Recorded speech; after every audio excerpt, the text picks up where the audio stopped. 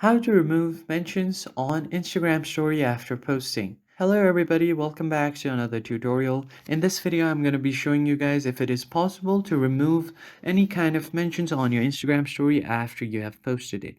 But before you do that, make sure to head down below to give this video a quick like and subscribe to the channel. Turn on the bell icon so you get notified about our latest videos.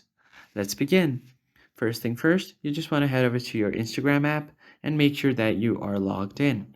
So here, all you have to do is open up your story, and in order to view your story insights, you can just swipe up.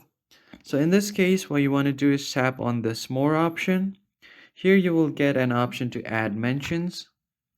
But once you have mentioned someone on Instagram story, there is no active way to cancel the mention, but you can rather add on other people here as well.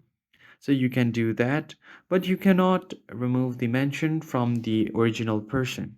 So Instagram has not added that feature yet, but if Instagram brings out the new feature in near future, make sure to stay subscribed to the channel because we'll be the first one to let you know. I hope you found it helpful. I will see you guys next time.